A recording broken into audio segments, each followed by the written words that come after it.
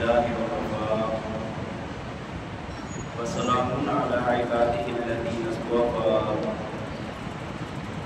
لا سيما على سيد الرسل وخاتم الأنبياء وعلى آله الذين سلكوا على طريق الهدى أما بعد فأعوذ بالله من الشيطان الرجيم بسم الله الرحمن الرحيم ولا تقولوا لمن يقتل في سبيل الله أموات بل أحياء ولكن لا تشعرون صدق الله العظيم وصدق رسوله النبي الكريم ونحن على ذلك لمن الشاهدين والشاكرين والحمد لله رب العالمين. محبت و شوق کے ساتھ اللهم صل على سيدنا ومولانا محمد وعلى آل سيدنا ومولانا محمد وبارك وسلم. اللهم صل على سيدنا ومولانا محمد وعلى آل سيدنا ومولانا محمد وبارك وسلم. اللهم صل على سيدنا ومولانا محمد وعلى آل سيدنا ومولانا محمد وبارك وسلم. میرے انتہائی قابل احترام قابل صد احترام و تکریم معزز و مکرم سامعین کرام، آپ کے علم میں ہے کہ ذوالحجہ کا مہینہ ہے اور یہ سال کا آخری مہینہ ہے اور اس کے بعد آنے والا سال کا پہلا مہینہ ہوتا ہے جس کو محرم الحرام کہا جاتا ہے. اچھا، یہ دو مہینے ایسے مہینے ہیں کہ ان دونوں میں قربانیاں بہت زیادہ ہیں. محرم الحرام کے مہینے میں اگر آپ دیکھیں تو حضرت ابراہیم علیہ السلام کو آگ میں ڈالا جاتا ہے، انہوں نے اپنی جان کا نذرانہ پیش کیا. حضرت امام حسین اور آپ کا خاندان سارے کا سارا کربلا کے اندر اپنی جان کی قربانی دیتا ہے. تو یہ سال کا ابتدائی مہینہ ہے، اس میں بھی قربانی ہے، اور سال کا آخری مہینہ ذوالحجہ ہے، اس کے اندر بھی قربانی ہے کہ اس کے اندر حضرت ابراہیم علیہ السلام نے اپنے بیٹے کی قربانی دی اللہ کے ہاں. اور پھر اسی مہینے کے اندر امام مظلوم امام خلیفہ سوم حضرت عثمان بن عفان رضی اللہ تعالیٰ عنہ کی بھی شہادت اسی مہینے میں ہوتی ہے. تو اگر دیکھا جائے، غور سے دیکھا جائے اور تھوڑا دھیان دیا جائے تو ایک بات کھل کے ہمارے سامنے آتی ہے کہ کوئی بھی چیز جو قربان ہوتی ہے نا، وہ جس پر قربان ہوتی ہے اس کا درجہ اونچا ہوتا ہے. ہمیشہ ادنا درجے والا اعلیٰ پر قربان ہوتا ہے، ادنا درجے کی چیز اعلیٰ پر قربان ہوتی ہے، ہمیشہ یہ اصول ہے. اگر آپ دیکھیں زمین کے اندر نمکیات ہیں تو نمکیات قربان ہوتے ہیں نباتات پر. دیکھیں نا، نمکیات جائیں گے زمین میں، نمکیات اپنی جان کی قربانی دیں گے تو جا کر زمین سے نباتات نکلیں گے، پھل پھول سبزیاں فروٹ سب کچھ نکلے گا. نمکیات جب قربان ہوں گے تو اچھا، پھر جب یہ نباتات چونکہ اس سے اعلیٰ مقام ہے نمکیات سے، اچھا پھر نباتات ہیں یہ جب قربان ہوتے ہیں، یہ کس طرح قربان ہوتے ہیں؟ یہ کس کی خوراک بنتے ہیں؟ جانوروں کی خوراک بنتے ہیں. تو چونکہ حیوانات وہ نباتات سے اونچا مقام رکھتے ہیں، اسی وجہ سے نباتات بھی قربان ہوتے ہیں اور حیوانات پروان چڑھتے ہیں. اور پھر اگر آگے دیکھا جائے تو حیوانات پھر قربان ہوتے ہیں اس سے اعلیٰ مخلوق پر جو انسان ہے. دیکھیں نا، بکری نے گھاس پھوس کھایا، اس پر گھاس پھوس قربان ہو گیا، پھر اسی بکری کو قربان کر دیا جاتا ہے، اس کا گوشت اس کا کون کھاتا ہے؟ انسان کھاتا ہے. تو یہ دنیا کا اصول ہے کہ ہر ادنا چیز اعلیٰ پر قربان ہوتی ہے. پھر انسان کو اللہ تعالیٰ نے جب بنایا تو انسان میں اعلیٰ درجے کے انسان وہ ہیں جو اپنی جان کی قربانی اپنے مالک کے لیے دے دیتے ہیں. مطلب جو اصل انسان ہے نا، جو انسان کا اصلی مقام ہے، اصلی مقام کو پانے والے لوگ وہ ہیں جنہوں نے اپنے رب کی رضا کے لیے، اپنے رب کے لیے اپنی جان کی قربانی دے دی. تو اگر ہم تاریخ اسلام کو اٹھا کر دیکھتے ہیں تو ہمیں یہ جو جان قربان کرنے کی ایسی ایسی داستانیں ملتی ہیں کہ عقل حیران ہو جاتی ہے کہ یار اپنے رب سے ایسی محبت، اپنے رب کی حکم کا اتنا پاسداری. تو دیکھیں اگر آپ تاریخ میں تھوڑا سا نظر اٹھا کر دیکھیں تو آپ کو یہ قربانیاں نظر آئیں گی. صحابہ کرام کے جذبے کو آپ دیکھیں، ہاں جی، اور مسلمانوں کے جذبات کو آپ دیکھیں تو آپ کو یہ جگہ جگہ پر قربانیاں نظر آئیں گی. دو صحابی ہیں، غزوے کا موقع ہے، رات کا وقت ہے، پتہ ہے صبح جنگ ہونی ہے. تو رات ایسی ہے کہ اس کے اندر دعائیں قبول ہوں گی. مسلمان اپنی جان مال سب کچھ لے کر گئے ہوئے ہیں. دو صحابی حضرت سعد بن ابی وقاص رضی اللہ تعالیٰ عنہ اور دوسرے ہیں حضرت عبداللہ بن جحش رضی اللہ تعالیٰ عنہ. رات کے وقت بیٹھے تھے آپس میں تو کہنے لگے یار قبولیت کا وقت لگتا ہے تو دعا مانگتے ہیں، اللہ تعالیٰ ہماری دعا کو قبول کرے. ایک دعا مانگے گا دوسرا آمین کہے گا. تو حضرت سعد بن ابی وقاص رضی اللہ تعالیٰ عنہ فرماتے ہیں میں نے اللہ تعالیٰ سے دعا مانگی، میں نے کہا یا اللہ کل جب میدان جنگ کے اندر مقابلہ شروع ہو تو میرا مقابلہ کسی بہادر سے، صحیح پہلوان بندے سے اور کسی بڑے سردار سے میرا مقابلہ ہو، اور یا اللہ وہ میرے ساتھ لڑے میں اس کے ساتھ لڑوں، خوب مقابلہ ہو اور آخر میں اس کو قتل کر دوں، اس کو میں جہنم واصل کر دوں میں. تو دوسرے صحابی نے آمین کہی ان کی دعا پر. اب حضرت عبداللہ بن جحش رضی اللہ تعالیٰ دعا مانگنے لگے اور اللہ تعالیٰ کے سامنے دعا مانگی یا اللہ کل میرا کسی بڑے بہادر سے، بڑے شاہ سوار سے، بڑے سردار سے میرا مقابلہ ہو، اور یا اللہ وہ مجھ پر وار کرے میں اس پر وار کروں. یا اللہ ہم لڑتے رہیں اور آخر میں مجھے وہ شہید کر دے اور پھر میرے کان کاٹ لے، میری آنکھیں نکال دے، اور کل قیامت والے دن اسی حال میں تیرے سامنے میں جاؤں اور تو مجھ سے پوچھے کہ عبداللہ تیرے کان آنکھیں کدھر ہیں، تو میں عرض کروں یا اللہ تیرے نام پر قربان کر دیا تھا. اور یا اللہ آپ فرمائیں کہ تو نے سچ کہا ہے. حضرت سعد رضی اللہ تعالیٰ عنہ فرماتے ہیں دوسرے دن جنگ ہوئی، ایسے ہی ہوا میرا سردار سے مقابلہ ہوا، میں نے اس کو قتل کر دیا. جنگ جب ختم ہوئی تو میں نے دیکھا کہ حضرت عبداللہ بن جحش رضی اللہ تعالیٰ عنہ شہید ہوئے ہیں اور ان کے کان بھی کٹے ہوئے ہیں، ان کی آنکھیں بھی نکلی ہوئی ہیں. ایسا جذبہ صحابہ کرام کے اندر تھا، ایسا جذبہ صحابہ میں تھا کہ وہ اپنی جان کا نذرانہ پیش کر دینا اللہ کے ہاں، اللہ کے نام پر، اللہ کی رضا پر، وہ اس کو شہادت سمجھتے تھے.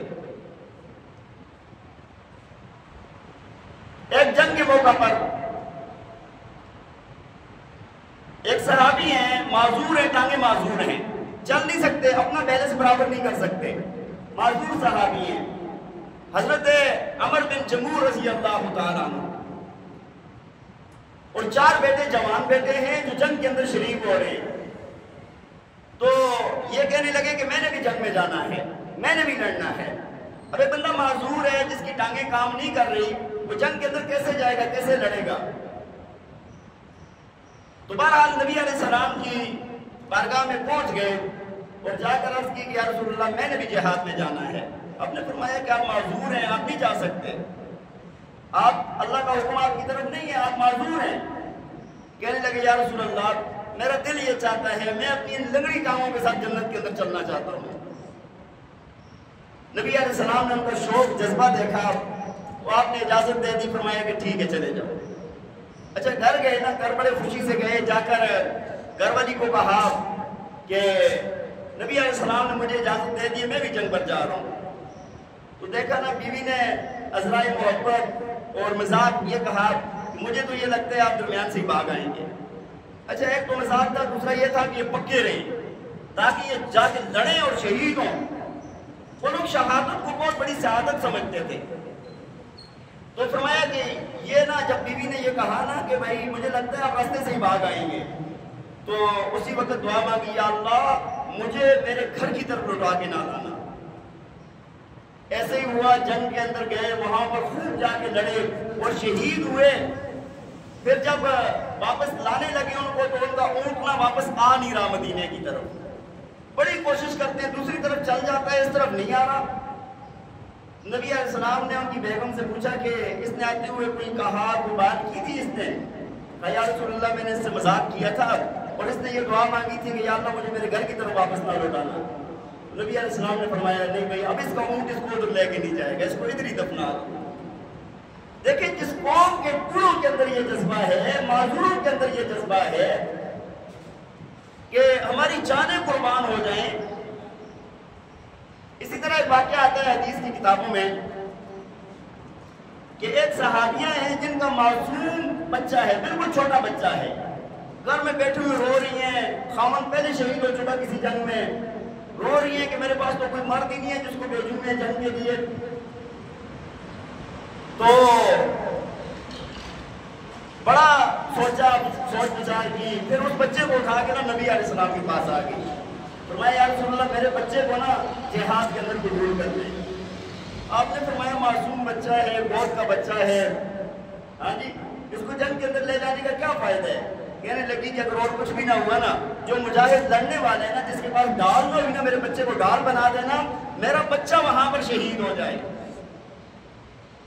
جس ماں کا یہ جذبہ ہو کہ جو اتنی بڑی سعادت سمجھتے ہیں، تو بات یہ عرض کر رہا تھا کہ بھائی قربانیاں جو ہے نا، قربانیاں اللہ کے نام کی قربانی دینا، یہ ایک بہت بڑا جذبہ رہا ہے مسلمانوں میں اور موجود ہے آج تک۔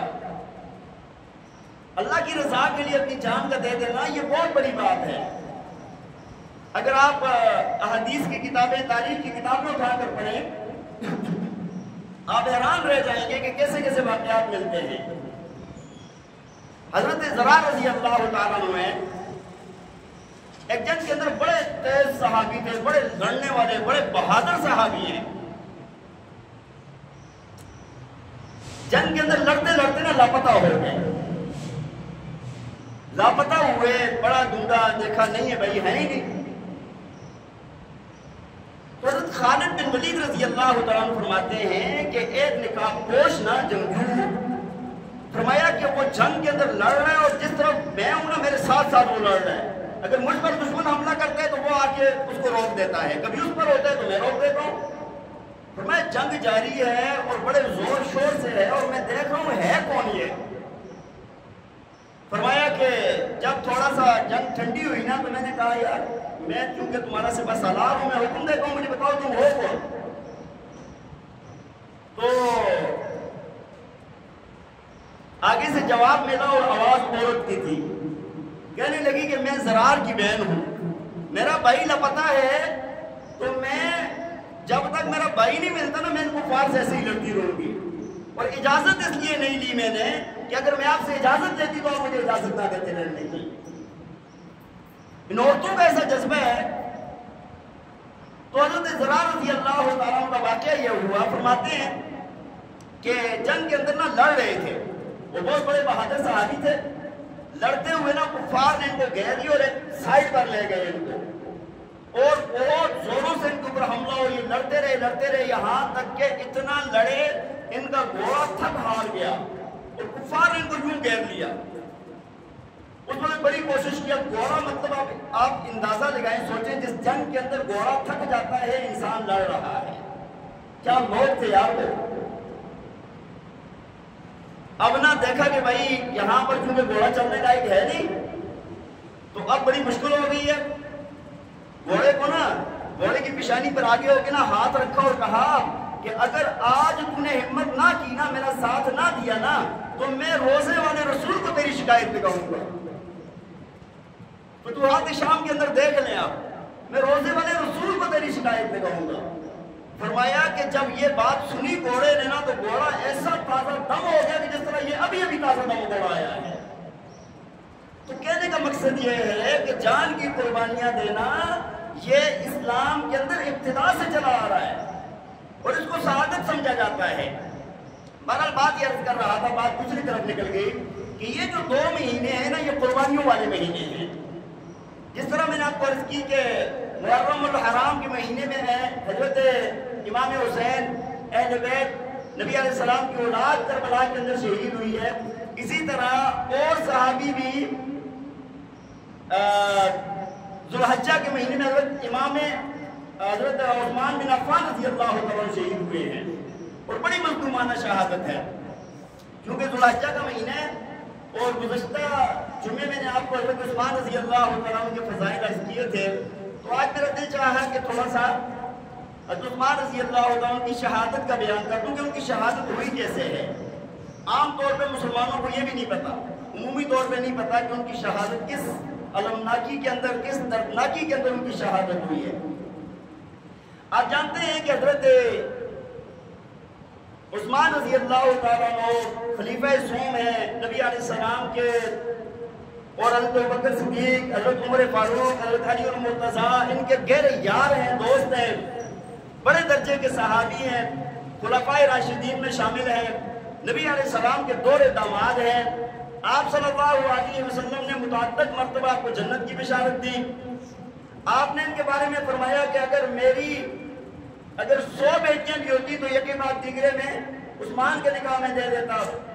نبی علیہ السلام نے ان کے بارے میں فرمایا کہ غزوہ تبوک پر جب انہوں نے مال اللہ کے نام کے لیے پیش کیا تو فرمایا آج کے بعد اس کو کوئی عمل بھی نقصان نہیں پہنچائے گا۔ جب بیر رومہ خرید کر مسلمانوں کے لیے وقف کیا تو اس وقت فرمایا کہ ان کے لیے جنت کی بشارت ہے۔ جب مسجد نبوی کی تعمیر ہو رہی تھی، اس کی زمین خرید کر دی ہے تو فرمایا ان کے لیے جنت کی بشارت ہے۔ تو اس بڑے درجے کے صحابی ہیں اور ان کے زمانے میں بڑی فتوحات ہیں۔ حضرت عمر رضی اللہ تعالیٰ عنہ کے زمانے میں مسلمانوں کی جو حکومت تھی وہ 22 لاکھ مربع میل پر تھی، اور اگلے 12 سال کے اندر ان کی حکومت میں، ان کی خلافت میں 44 لاکھ مربع میل پر مسلمانوں کی حکومت ہوئی ہے۔ بڑی فتوحات بہت زیادہ ہیں۔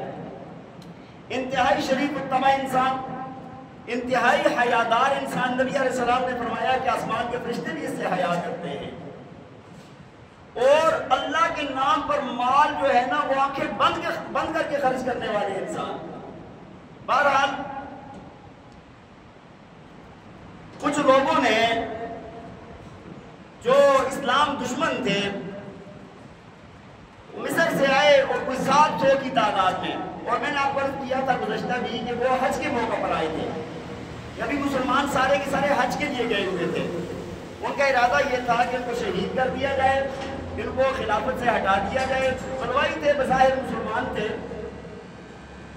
آ کر انہوں نے مدینے کے اندر پڑاؤ کیا، اور پھر مسلمان چونکہ سارے حج پر گئے ہوئے تھے، مدینہ کے اندر بہت کم مسلمان باقی تھے پیچھے۔ بہرحال انہوں نے کوشش شروع کی، چند دن ہوئے، پتہ چل گیا کہ بھائی یہ لوگ شیطانیاں کر رہے ہیں، باتیں کر رہے ہیں۔ حضرت عثمان رضی اللہ تعالیٰ عنہ ممبر پر خطبہ دے رہے تھے۔ خطبہ دیتے ہوئے ایک بندہ وہاں سے بولا کہ بھائی آپ خطبہ نہیں دے سکتے، اور مسجد کے اندر شور و غل ہوا، یہاں تک کہ حضرت عثمان رضی اللہ تعالیٰ عنہ پر حملہ کیا، آپ کو اتنا مارا گیا کہ آپ بے ہوش ہو گئے، اور پھر آپ کو اٹھا کر لے گئے، گھر لے گئے۔ جب حضرت عثمان رضی اللہ تعالیٰ عنہ کو ہوش آیا نا، سب سے پہلا یہ سوال کیا کہ مدینے والے سلامت ہیں؟ ایسے اللہ تعالیٰ نے ایسی ان کو عظمت عطا فرمائی کہ اپنی جان کی فکر نہیں ہے، ابھی ہوش میں آئے ہیں، پوچھتے ہیں کہ مدینے والے صحیح ہیں، سلامت ہیں؟ اب آپ دیکھیں کہ یہ لوگ دین سے کتنے دور تھے، اور آپ نا جس اساس ہے جس پر خطبہ دے رہے تھے نا ٹیپ لگا کر، اس کو پکڑ کے توڑ دیا۔ یہ وہ اساس تھی جس پر نبی علیہ السلام ٹیپ لگا کر خطبہ دیتے رہے، حضرت ابوبکر، حضرت عمر رضی اللہ تعالیٰ عنہ، اس کو توڑ دیا۔ اب ایک تو آپ دیکھیں کہ نبی علیہ السلام سے ان کو محبت تھی ہی نہیں۔ آج کا مسلمان ہے، گنہگار مسلمان ہے، نبی علیہ السلام کی نسبت سے کوئی چیز ہو اس کا کتنا احترام کرے گا، کتنا احترام کرے گا۔ کسی کو پتہ چل جاتا ہے کہ یہ نبی علیہ السلام کے بال مبارک ہیں، کئی لوگوں کے پاس محفوظ ہیں، تو کتنا مطلب اپنے لیے سعادت سمجھتے ہوئے، ہاں جی، کتنا اس کو ادب احترام کے ساتھ دیکھا جاتا ہے، چھوا جاتا ہے۔ اور یہ وہ لوگ ہیں جو اپنے آپ کو مسلمان کہہ رہے ہیں اور آ کر نبی علیہ السلام کی عصا مبارک توڑ دی۔ اور پھر ان کے دین کا یہ عالم ہے کہ اللہ تعالیٰ نے فرمایا قرآن کے اندر لا ترفعوا اصواتکم فوق صوت النبی، کہ نبی علیہ السلام کی آواز سے اپنی آواز اونچی نہ کرو، یہ بے ادبی ہے، تمہارے اعمال برباد ہو جائیں گے۔ اور یہ مسجد نبوی کے اندر انہوں نے شور شرابہ ڈالا ہے، روضہ رسول کے سامنے اندر شور شرابہ ڈالا ہے۔ یہ بے ادب قسم کے لوگ تھے۔ بہرحال مسجد سے چلے گئے صحابہ کرام، حضرت عثمان رضی اللہ تعالیٰ عنہ کے پاس آئے، حضرت علی رضی اللہ تعالیٰ عنہ تھے، حضرت مغیرہ بن شعبہ رضی اللہ تعالیٰ عنہ تھے، حضرت امام حسن، امام حسین، حضرت عبداللہ بن زبیر، حضرت عبداللہ بن عباس، حضرت عبداللہ بن عمر رضوان اللہ تعالیٰ عنہ مجمعین، یہ لوگ مدینے کے اندر موجود تھے، بڑے درجے کے صحابہ ہیں۔ صحابہ نے اگر عرض کی کہ حضرت آپ اجازت دیں، ہم ان بلوائیوں کے ساتھ ہم لڑتے ہیں، جنگ کرتے ہیں۔ حضرت مغیرہ بن شعبہ رضی اللہ تعالیٰ عنہ نے فرمایا کہ میں آپ کو 3 باتیں عرض کرتا ہوں، 3 باتوں میں سے ایک مان لیں۔ یا تو یہ ہے کہ جنگ کر لیتے ہیں، ہمارے پاس طاقت ہے، قوت ہے، ہم لڑیں گے، ان کو ماریں گے، اور دوسرا یہ ہے کہ آپ چلے جائیں مکہ شریف چلے جائیں، وہاں پر جا کے نا یہ لوگ آپ کو کچھ نہیں بگاڑ سکیں گے، اور تیسرا یہ ہے کہ آپ شام چلے جائیں، وہاں پر حضرت امیر معاویہ رضی اللہ تعالیٰ عنہ ہیں، ان کی طاقت ہے، قوت ہے، وہاں پر بھی آپ محفوظ رہیں گے۔ حضرت عثمان رضی اللہ تعالیٰ عنہ فرمانے لگے کہ بھائی پہلی بات تو آپ کہہ رہے ہیں نا کہ میں مکہ چلا جاؤں، فرمایا کہ میں نے نبی علیہ السلام سے سنا ہے مکہ کے اندر ایک قریشی ہوگا، وہ اتنا بڑا ظالم ہوگا کہ آدھی دنیا کا عذاب اس کو دیا جائے گا، قریشی ظالم ہوگا، آدھی دنیا کا عذاب اس کو دیا جائے گا۔ فرمایا کس وجہ سے میں مکہ نہیں جا سکتا۔ دوسرا آپ کہہ رہے ہیں کہ لڑیں، فرمایا کہ میں نبی علیہ السلام کے شہر کے اندر آپ کے مدینے میں خون ریزی نہیں چاہتا، میں کبھی بھی یہ نہیں چاہوں گا کہ یہاں پر خون ریزی ہو۔ اور شام کا آپ کہہ رہے ہیں، تو بھائی بات یہ ہے کہ میں اپنی دار ہجرت اور نبی علیہ السلام کے پڑوس کو چھوڑ کے نہیں جا سکتا، جان تو جا سکتی ہے، میں نہیں جا سکتا یہاں سے۔ صحابہ کرام مایوس ہو گئے کہ بھائی جنگ نہیں کرنے دے رہے، ٹھیک ہے جی۔ بہرحال اب یہ چل رہا ہے، یہ سارا نظام چل رہا ہے، اسی دوران میں بلوائیوں نے ایک اور اعلان کیا کہ آج کے بعد حضرت عثمان رضی اللہ تعالیٰ عنہ مسجد میں نماز پڑھنے بھی نہیں آئیں گے، مسجد میں نماز پڑھانا تو دور کی بات ہے، پڑھنے بھی نہیں آئیں گے۔ وہی مسجد نبوی جس کی زمین خریدنے والے حضرت عثمان رضی اللہ تعالیٰ عنہ ہیں، اور جس پر نبی علیہ السلام نے جنت کی بشارت عطا فرمائی ہے، اس کے بارے میں کہہ رہے ہیں کہ یہاں پر نماز پڑھنے نہیں آ سکتے۔ آگے چلتے گئے، آگے جا کر کیا کیا کہ آگے جا کر انہوں نے یہ کیا کہ اب نا حضرت عثمان رضی اللہ تعالیٰ عنہ کا کھانا پانی بند ہے۔ بات سمجھ آ رہی ہے؟ کوئی بندہ بھی ان کو کھانا نہیں پہنچائے گا، پانی نہیں پہنچائے گا ان کو۔ اور تاریخ طبری آپ بدایہ و نہایہ دیکھ لیں، اس کے اندر ہے فرمایا کہ 40 دن تک کھانا پانی حضرت عثمان رضی اللہ تعالیٰ عنہ کا بند رہا ہے۔ کسی نے آپ سے پوچھا کہ جب آپ کو بہت پیاس لگتی ہے تو پھر کیا کرتے ہیں؟ تو فرمانے لگے کہ جب بہت پیاس لگتی ہے نا تو میں قرآن پڑھنا شروع کر دیتا ہوں، میری پیاس مٹ جاتی ہے۔ وہ صحابی کہ جن کے مال سے پورا مدینہ فائدہ اٹھاتا تھا، میں نے آپ کو واقعہ سنایا تھا کہ کات کے زمانے میں 1000 اونٹوں کا راشن سے لدا ہوا مدینے پہنچا، تمام تاجر پہنچ گئے کہ یار ہم یہاں سے ان سے خرید کے میں آگے فروخت کریں گے۔ تو کیا کیا؟ فرمایا نہیں بھائی میں اس سے بھی مہنگا دوں گا۔ وہ تاجر آ گئے، کتنا مہنگا دیں گے جی؟ کہا کہ میں اللہ کے نام کے لیے مدینے کے مسلمانوں پر وقف کر رہا ہوں سارا۔ 1000 اونٹ سامان سے لدے ہوئے ان کے لیے وقف کر دیے مسلمانوں کے لیے۔ ہاں جی، آج ان کو اپنا کھانا نہیں مل رہا۔ اور جب مدینے کے اندر مسلمان گئے تو ایک ہی کنواں، جو میں نے آپ کو واقعہ سنایا تھا، ایک ہی کنواں تھا بیر روما، اس سے پانی یہودی کا تھا، پانی خرید کے پیا جاتا تھا۔ نبی علیہ السلام نے فرمایا کہ جو بندہ اس کنویں کو خرید کر مسلمانوں کے لیے وقف کرے گا اس کے لیے جنت کی بشارت ہے۔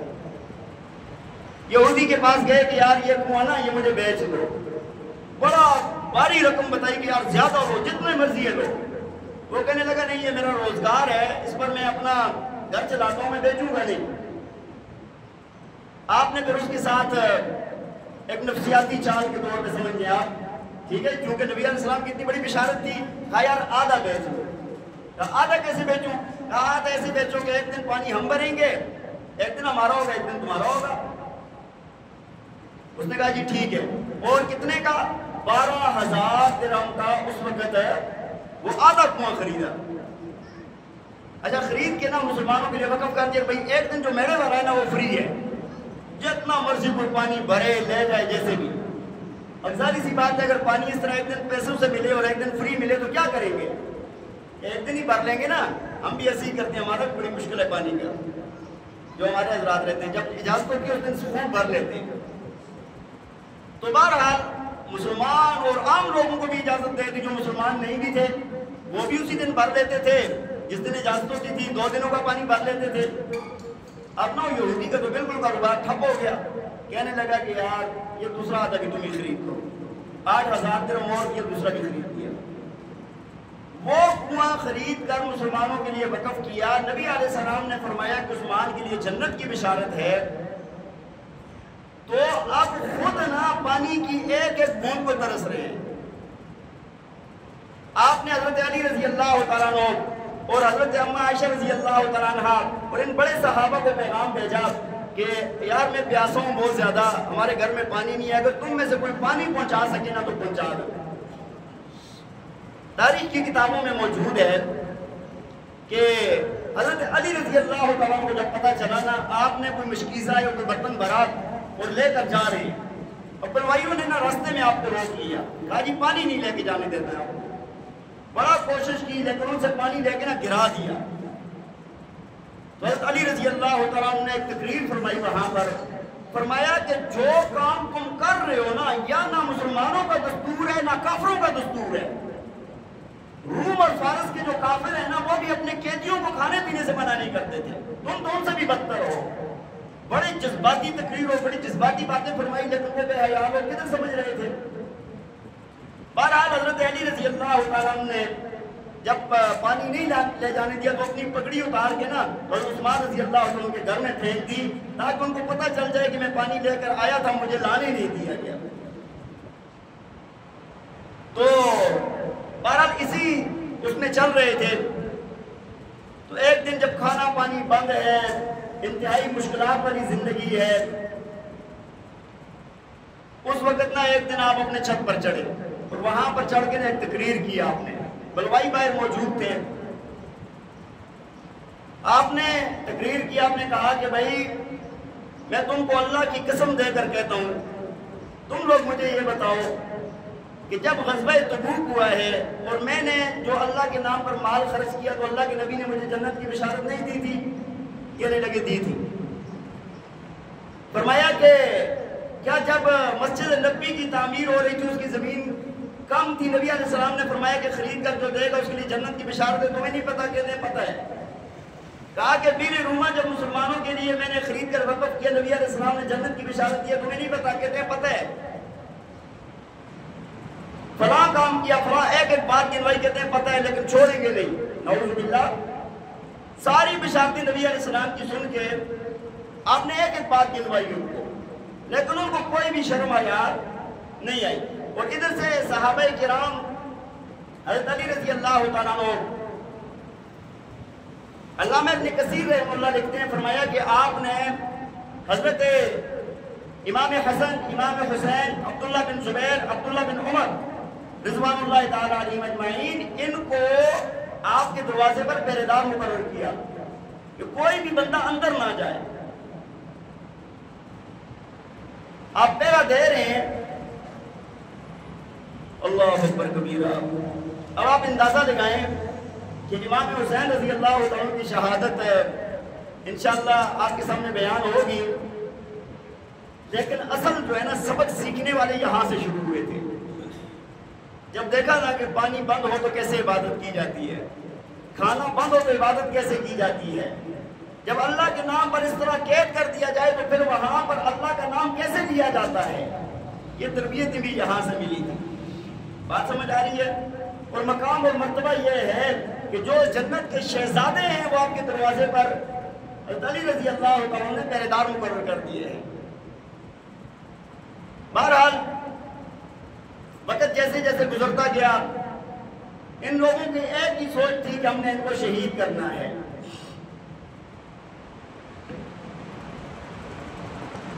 آپ رضی اللہ تعالیٰ عنہ، آپ کے بارے میں نبی علیہ السلام نے کئی سری پہلے آپ کو جنت کی بشارتیں بھی دی اور ساتھ یہ بھی فرمائے شہادت کی خبر بھی دی تھی۔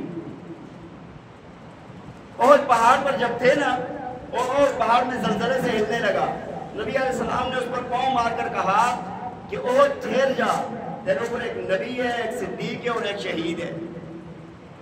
اور فرمایا کہ ساتھ صدیق اکبر تھے اور میں تھا۔ اور اسی طرح ایک روایت کے اندر حضرت موسیٰ شریف رضی اللہ تعالیٰ عنہ فرماتے ہیں، باغ کے اندر بیٹھے ہوئے تھے، باہر کسی نے باغ کا دروازہ کھٹکھٹایا تو نبی علیہ السلام نے فرمایا کہ جاؤ دروازہ کھولو اور اس کو جنت کی بشارت دو۔ فرمایا میں نے دروازہ کھولا تو صدیق اکبر رضی اللہ تعالیٰ عنہ کے سامنے میں نے جنت کی بشارت دی، بڑے خوش ہوئے، اللہ کا شکر ادا کیا۔ تھوڑی دیر گزری، پھر دروازہ کھٹکا، فرمایا کہ جا کر دروازہ کھولو اور جنت کی بشارت دو۔ فرمایا کہ میں نے دوبارہ جا کے دروازہ کھولا تو دیکھا حضرت عمر رضی اللہ تعالیٰ عنہ ہے۔ میں نے ان کو جنت کی بشارت دی، انہوں نے بھی اللہ کا شکر ادا کیا۔ فرمایا تھوڑی دیر گزری تھی کہ تیسری بار دروازہ کھٹکا، آپ نے فرمایا کہ جا کر ان کو جنت کی بشارت دو اس آزمائش کے بعد جو ان پر آئے گی۔ فرمایا جا کر میں نے دیکھا تو حضرت عثمان رضی اللہ تعالیٰ عنہ تھے۔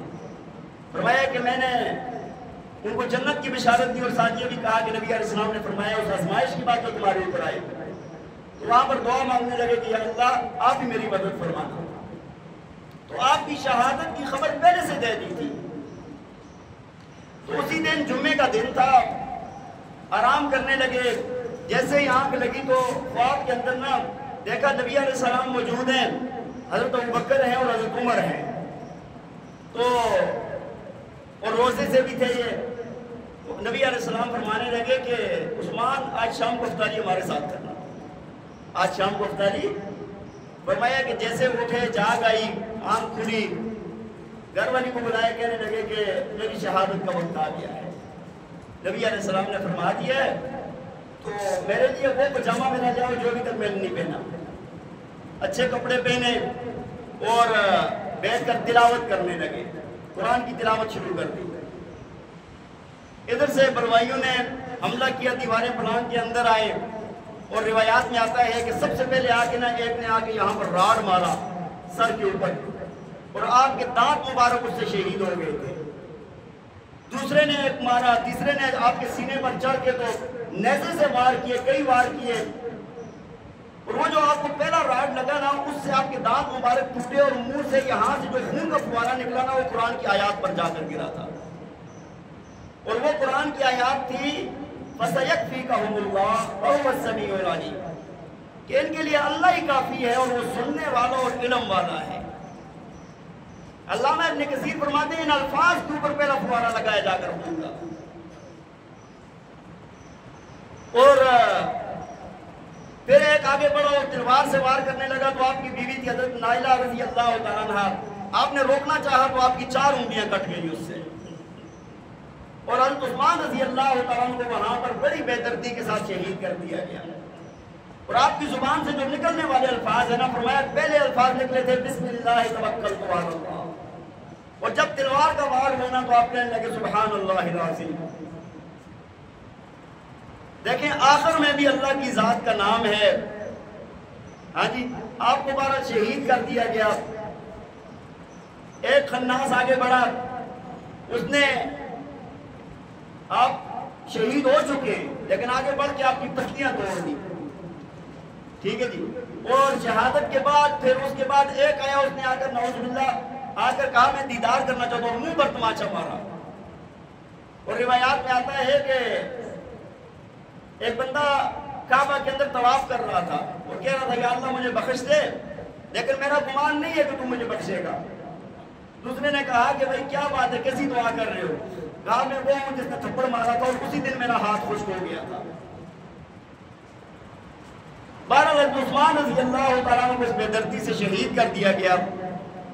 جب صحابہ کو پتہ چلا تاریخ کی کتابوں میں موجود ہے کہ حضرت علی رضی اللہ تعالیٰ عنہ وہ اتنے غمگین تھے، روایات میں آتا ہے کہ حضرت حسن رضی اللہ تعالیٰ عنہ نے آتی تھپڑ مارا اور حضرت امام حسین کے سینے پر ایسے ہاتھ مارا اور فرمایا کہ تمہارے ہوتے ہوئے اندر گئے کیسے ہیں یہ وہ چونکہ پیچھے دیوانے بنا کر گئے تھے۔